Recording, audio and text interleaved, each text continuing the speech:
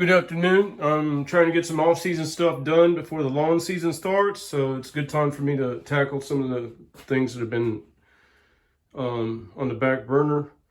The situation here is when my son was here, he would never get the shower curtain set properly, and then I'd come into the bathroom and it'd be flooded. So I was concerned about moisture being behind the walls and having mildew, mold creeping up the drywall.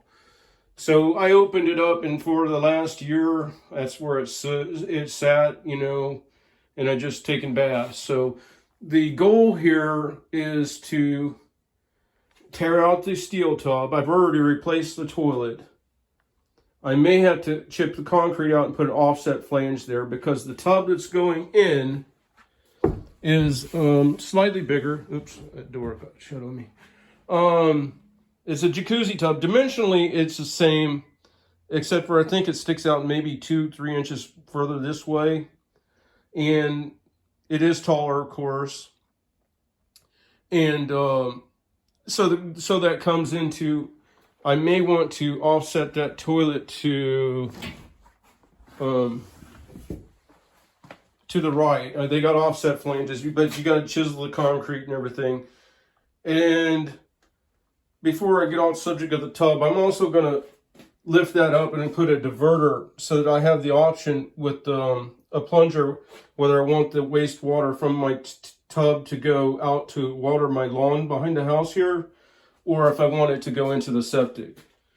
Part of the problem with this house is the house is built amongst a bunch of trees where my septic and drain field is. There's a lot of roots and stuff. If I ever have a problem, it'd be nice to still be able to take a bath.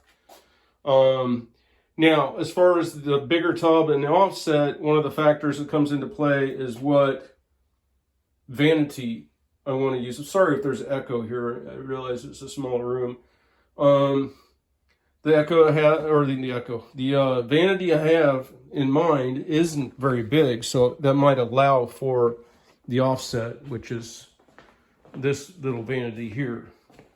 So that determination will come in, after I set the tub and see how it looks as far as space. Now, another thing on this house, and before I do the remodel, is you see the ceilings are just, standard like 8 feet high, but in the bathroom here, they've dropped it down to it's right above the door frame. So, and again, 6 foot. And I don't really like that. So what I'm going to do is get my wiggle saw out here, punch a hole in the side of this drywall to look in there. Because what I want to see is this a false ceiling? I mean, if I tear this sheetrock out, am I open right to the attic, or did they sheetrock the whole surface, then build down to build this false ceiling, this lower false ceiling? And then I'm going to get the new LED pocket lights in here instead of having a thing. So I'm going to get my wiggle saw out, cut the hole in there to make a determination of what kind of mess I'm going to get into on that. As far as the mold or anything, there doesn't seem to be any. While I had it open though, what I did was this here, I can't pull that too much. I gotta cut the wiggle saw and cut this so it de-stresses those pipes before I yank that piece off. But you see, that's my range box for my oven. And while I had the wall open, what I did, maybe I don't know if this is legal or anything, but I bored holes for a power line, and I tagged into the 220 off the oven breaker, the oven outlet that goes through to the kitchen, because this is the wet wall. So what happened is then I took that line over, and I'll shield it before I so the nail can, before I sheetrock here and everything. And then that line went over, and I drilled through the outside wall, the cinder block wall. And hang on, I'll show you what advantage that gave me. It basically gave me another, this area all is going to be remodeled. It gave me another 220 outlet out here. My son had a camper, and so we were tagged in, and I put this outlet here. So I've got a 220. Another one. I have another one off of the utility, and I have it ran, you know, out there. So I'm always welding and stuff. You never know. And then down the line, I'm going to put in, this all going to be repainted. I'm going to put in 2 IBT totes, one with potable water that I'm going to fill from a well, and another one that's going to take the drain, rainwater collection here, so that even if the power goes down, I'll have some kind of water. Okay, back to the remodel. I got a couple questions for anybody that does this kind of work. The question is, I haven't done this kind of work for so long, and things have changed. The sheetrock that came out was it was the grain board. Okay, now I think they got purple and they got paperless. So I need to get some feedback maybe from somebody. What would you use, paperless, purple, or green, or what they using now? And of course, I'm only going to sheetrock up to over here, and then I'm going to put backer board in because I'm going to do tile and around the new bathtub. And then I got another question. Maybe somebody would know, is this a good time to replace that window with a double pane? To some degree, it's good to have a little bit of air exchange in a bathroom, especially with humidity and smell and odor and whatnot.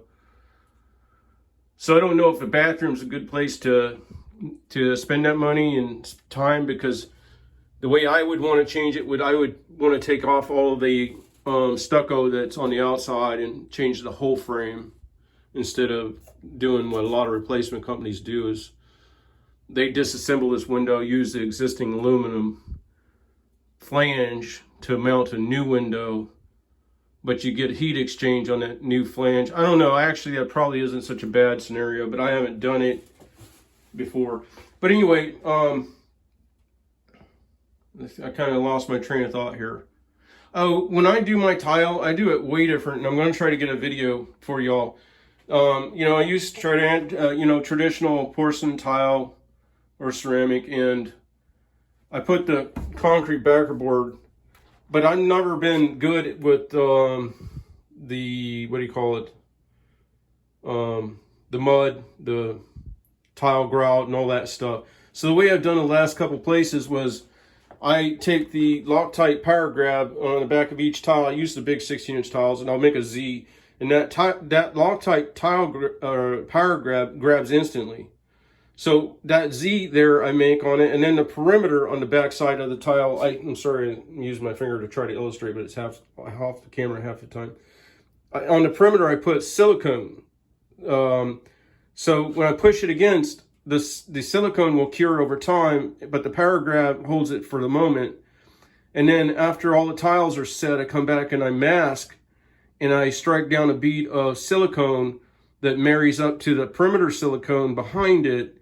And if you know what silicone's like, it's flexible, so if you have settling, it won't, you know, have a problem. And it's strong enough in its own right without the power grab that I would think it'd be permanent. And I plan on revisiting some of the properties I did that on to see how that's holding up over time. And the one that I just did it on was a mobile home, so of course settling there is an issue. And I will get a video on how I do that tile process. It is not the cheapest way to go, but if you're not skilled with the other methods, or you don't have the patience for the other methods, and you want something that's not porous, that's going to attract mildew and whatever, like your traditional grout joints and all, or even have a chance for moisture penetration, then this is a better method. You know what I mean? But except for the expense. And time-wise, I think it's a dead even.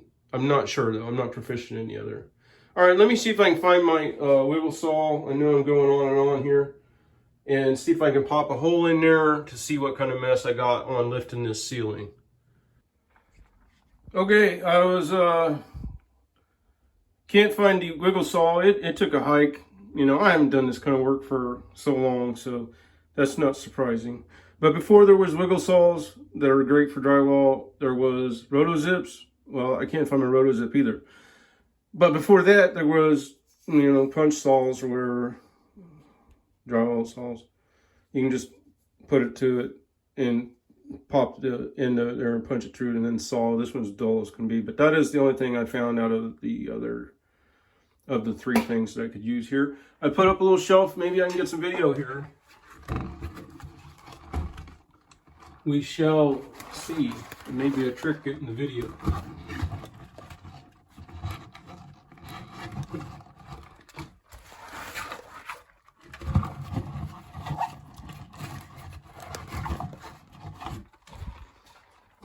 Yeah.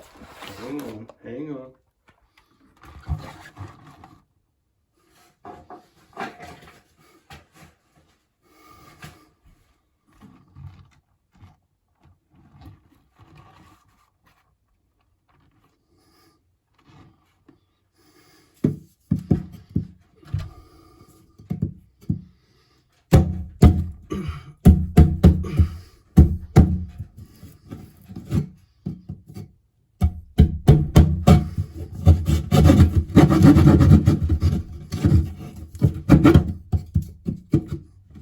Yeah, I happen to set up right where there's a board behind it, so I gotta come over a little bit. It's so dull it ain't wanting to go through. Unless that's a 2x4, which means I gotta come over more. What I'm gonna do is change my angle here. Hopefully I can get that on camera.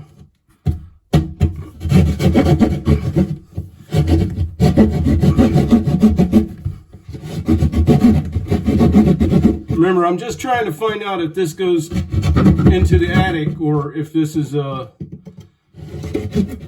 false ceiling. Just because I want to know how many garbage bags I need to bring in here. So I'm just cutting the window in to see. Hopefully y'all in frame, because I really can't tell the way this is sitting on the shelf here.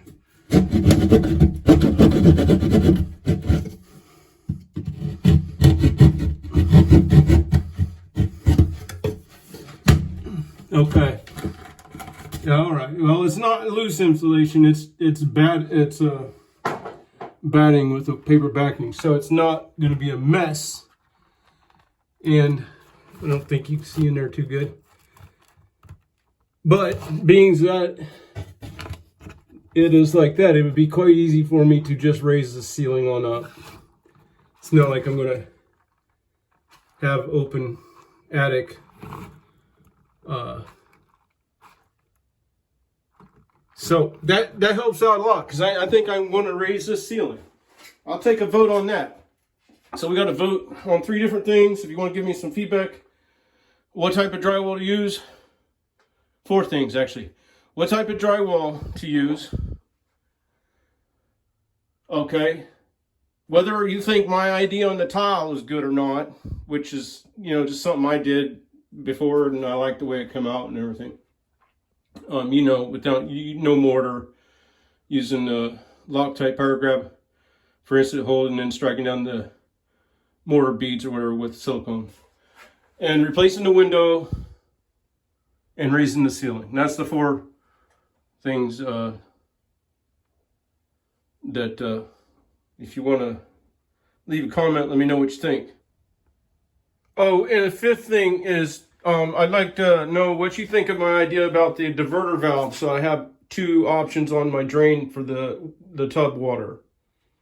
You know, I was going to put a diverter with a slide actuator or something on there, so that I have the option of using that water to water my lawn, or it could go into the septic. And so let me know on that.